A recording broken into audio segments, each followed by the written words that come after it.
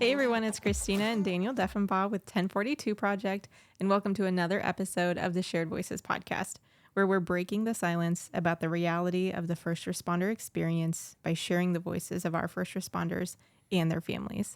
This episode, we've still got Sam Hofer with us. He was also in the last episode, so I encourage you to go back and take a listen to that one.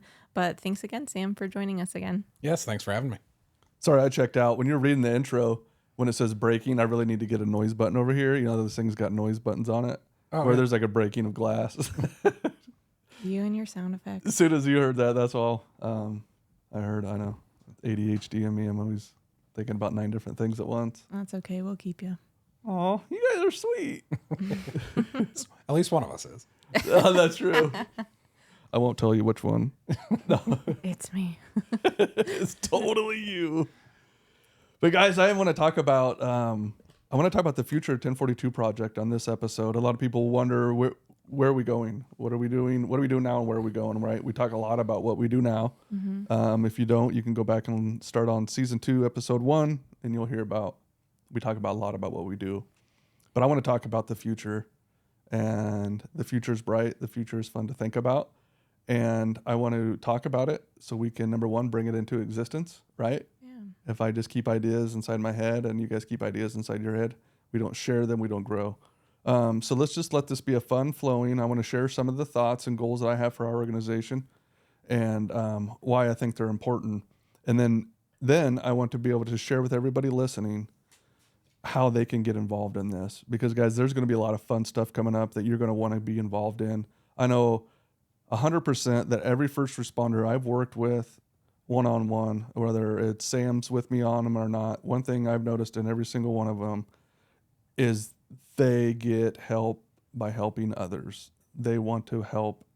They want to give back. And so we hear a lot, what can we do to get involved? Guys, we're going to talk about that, how you can get involved, how you can give back to your fellow first responders. Come as you are. You don't have to be perfect. And we help sharpen each other. Let's go ahead and jump right into it. So when we first started the 1042 project, we wanted to save the whole world. We started writing down things on a piece of paper, and we're like, how are we going to be able to do all this? As we lean into the future of the 1042 project and walking alongside our first responders and their families, we start thinking about getting them plugged in, getting them part of the community to start the healing process. Yeah. We've done that through social events, whether it's through one-on-one fishing, Sam, or maybe it's a group of us that go fishing together, getting people plugged in the community where we talk about things, or men's night that we're going to be having coming up, eventually going to have women's night. And some of these events we have coming up, we want to be able to share with you guys how you can get involved and how you can get plugged in to not only have a community for yourself, to help yourself, but to also be able to help somebody else. Yeah. And that's where we find the most healing, I think, is in helping others. So when we look at the future, Sam, I mean, as we look to see how we can walk alongside our brothers and sisters better, I really want to lean more into these life-giving events that we're doing, the life-giving activities, where we kind of change. We're not here to replace the doctor's office, the counselor's office. We're not here to change that, but we are here to be an add-on to that, to where we're communities of brothers and sisters who understand each other. And so we want to provide more outings, more events to where our first responders and their family members can get together and do things that we all enjoy and talk about things that we all struggle with, but do it in a way where we're having fun and feeding into each other. And as we think about doing that, what's your guys' thoughts? Do you guys believe that that's an area we need to lean into? Oh, absolutely. Yeah. I mean, I think it's necessary to walk out what we talk about, I mean, really, because it's changing the way that we do life and actually doing life with each other and showing up for each other and being willing to be vulnerable and reach out. It goes both ways. And, events like that and gatherings like that allow us to practice it and walk it out and do that even when we're not at a 1042 event, Right. And it's like the stuff that happens at these events help people and help push people, not push, but help direct people to the help that's out there. So maybe they will walk into a counselor's office and get some professional help, right? We're not counselors or professionals or anything like that. But it helps them get there because they can hear from other like-minded first responders who maybe have been to a therapist or done EMDR or equine therapy or whatever it may be. So we're really going to be leaning into that, and that matches right along with our mission of walking alongside first responders and their families and connecting them resources that are available to them. And we talk about walking through barriers with first responders and their families, and sometimes that's a barrier, the fear of a resource or a treatment, or I don't want to do that on my own. Yep. You experienced all of that, Daniel, and I know, Sam, your story has so many elements of that as well, and you guys aren't alone in that. Yep. And that's another thing we want everyone to hear is you are not alone in this. Yeah, I because I do walk alongside people through our organization, I do get to sit in disciplinary hearings for officers and stuff. All I need to do is just be there for them, to walk alongside them and support them through that. And that's how, our organization, I always kind of say we're in the trenches helping, because we're there to walk alongside whatever our first responders are going through, to let them know that they do not have to do it alone. They do not have to have all the answers. They do not have to be perfect. There's a community that will surround you and help fight for you when you can't.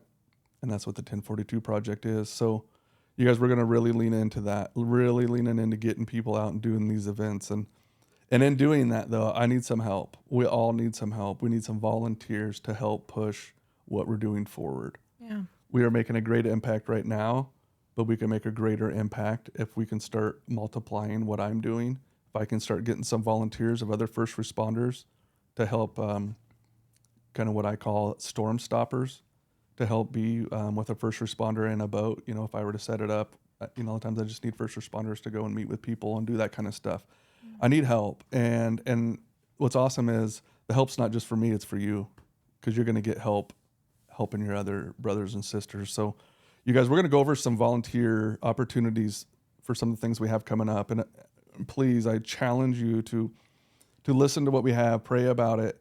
And if you feel the tug on your heart, please reach out to us, take a leap of faith, and volunteer in a way maybe you normally wouldn't have in the past, because it's going to take people like you and I and us to be able to make this change, and we need to be bold together. So I would ask you, please pray about this stuff. And we got a lot of fun volunteer things, and that's what's cool. The things that we do are fun. So the volunteer roles are kind of fun. And one of the things we're really struggling with, let's just be honest, is we're struggling with multiple areas, but one of them is social media. Mm-hmm. That is how people communicate today, Sam. When you and I grew up, buddy, it wasn't such a big thing, but social media is something that we got to get better at.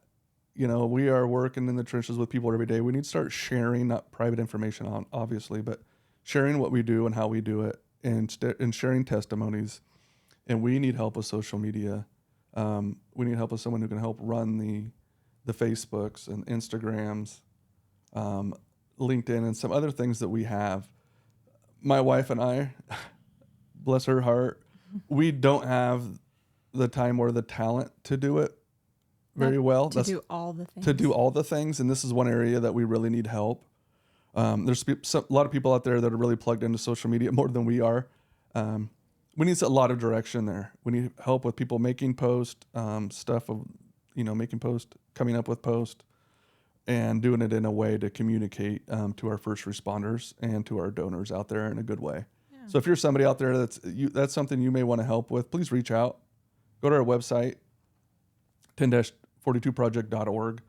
And other things we have, we have a need for communication, sending out flyers and pamphlets as we communicate to all police departments, fire departments throughout the state. We want to really get a steady flow of information going to and from them. So we need help with that. We need help with brochures and flyers going out to, and help dropping them off to organizations, firehouses, and telling them about us. We can't help bring light to people if people don't know about us. And again, this isn't just our organization. There's just your organization. Some of the stuff that I call boring, but like a newsletter is something we're really needing a lot of help with. So you kind of see the line of work we're needing for there. And then what we need is some resource connectors. What do I mean by that is when first responders come and they call us and they are in the middle of struggling, they don't have a battle plan of what they want or need. So we try to help not give them the answers, but show them what's out there, Sam, and allow them to walk through that. So getting people who know about resources out there, people who can spend some time calling around and learning about the resources here in Iowa and around the country that our first responders could use ahead of time, and getting to know them, getting them added to our website. That way, when our first responders do reach out, we have more resources that are available to them. So we really need help with the outreach of the resource. If that's something that you're interested in, please reach out. And again, a lot of this stuff, guys, you can just do from your house. Something, a couple hours, whenever you have it.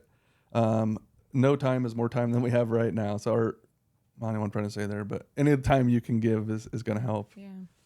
And we'll have these listed on our website as well. So if you're curious, feel free to check out our website and look at the volunteer section to see what opportunities would be a good fit for you. Yeah, and I'm going to go through just a couple more quickly because I don't want to sit and bore everybody.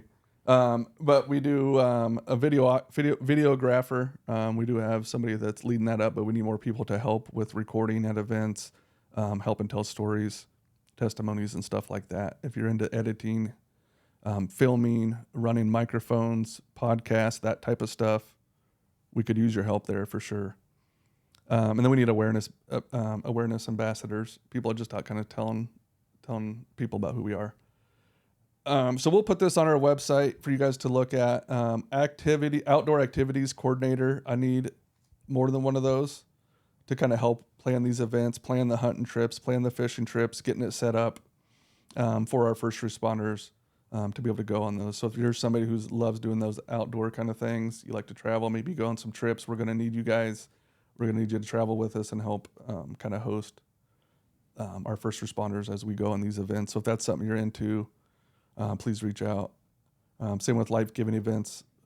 Somebody who wants to help come up with those and plan those, we need your help with that. So guys, that and along with fundraising is always a thing we need. If you have any type of bone in your body that loves fundraising, for Pete's sakes, please call us. Unfortunately, it does take money to keep us going.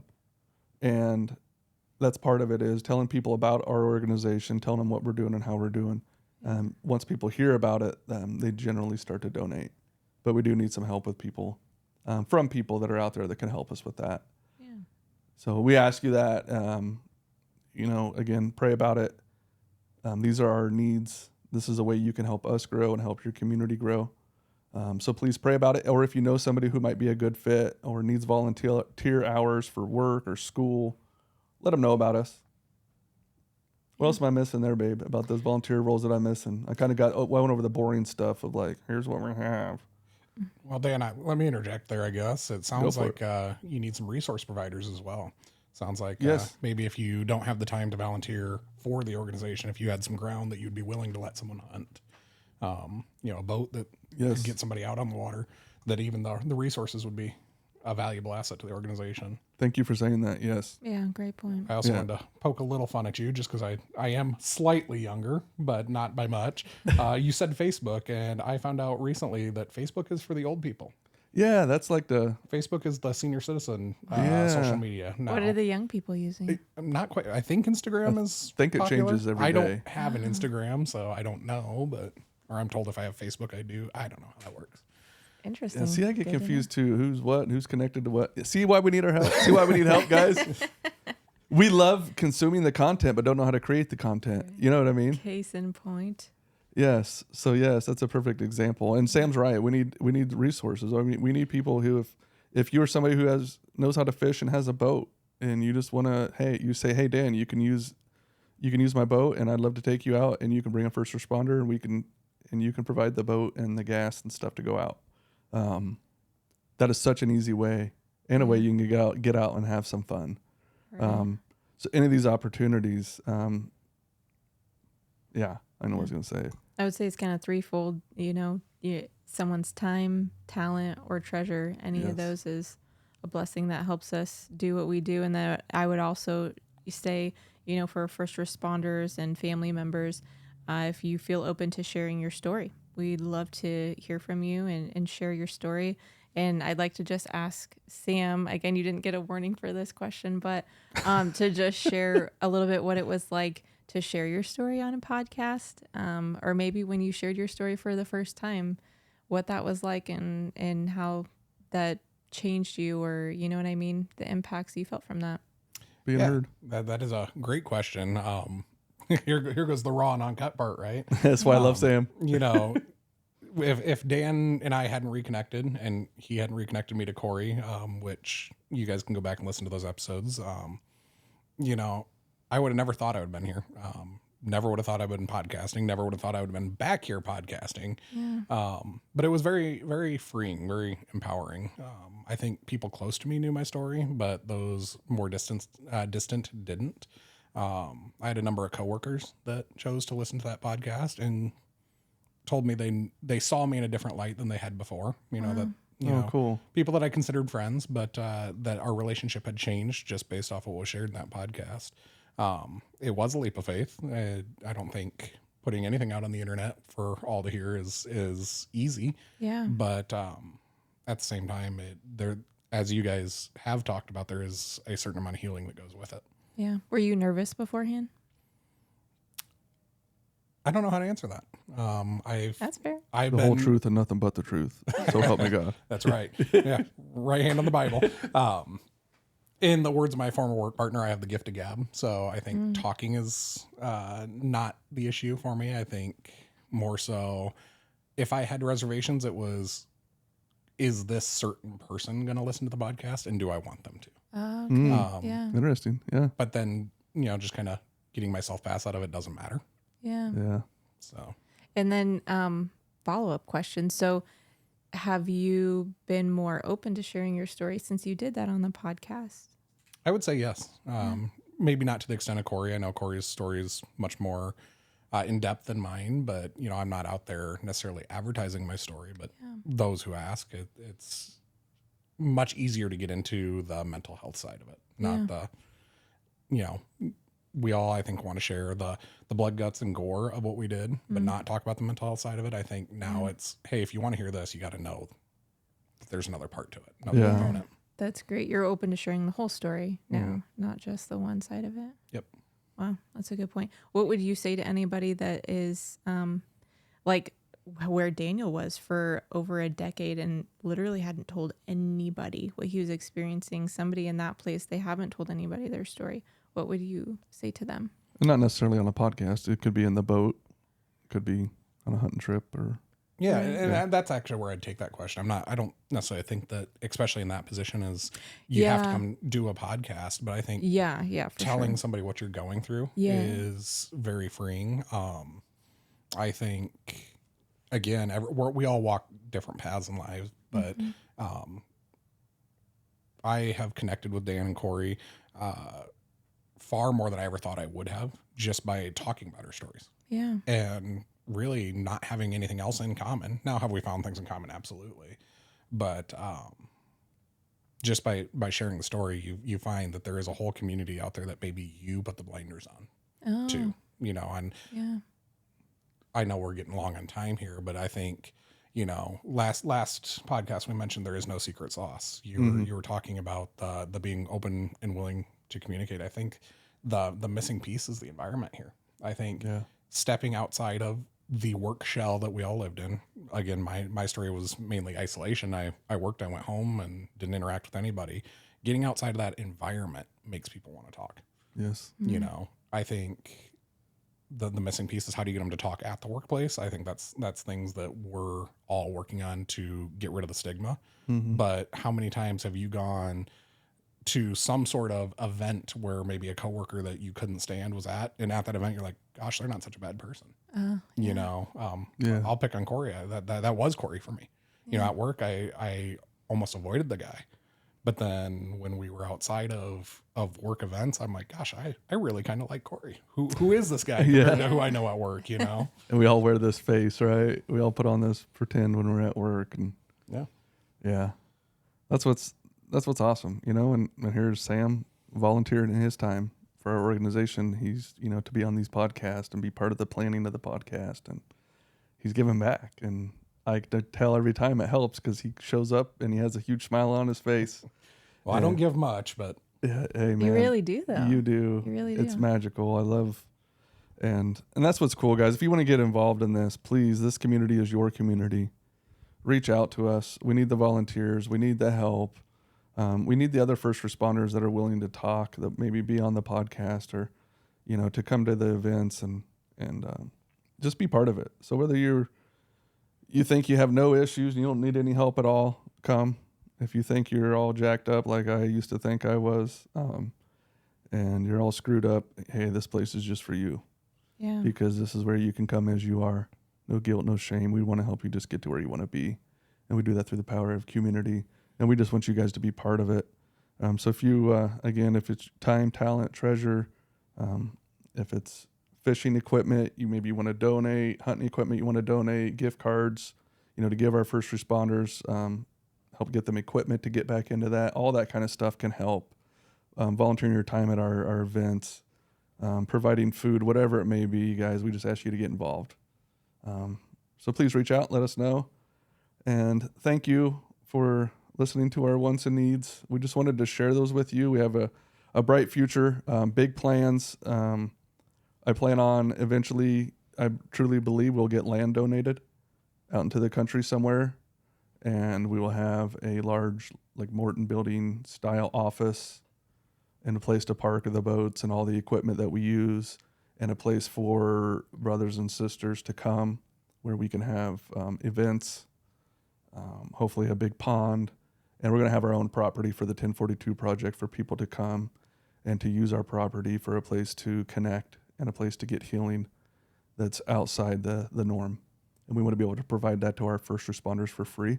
And I truly believe that will happen through our donors and through the gracious people of this state that want to make an impact on our first responders directly, to where we can provide this to them, and we can provide more hunting and fishing trips and more, get more people involved in music and providing guitars or whatever it may be to people, and helping them get back involved and get them back into a group of doing their hobbies. So thank you guys for being part of that.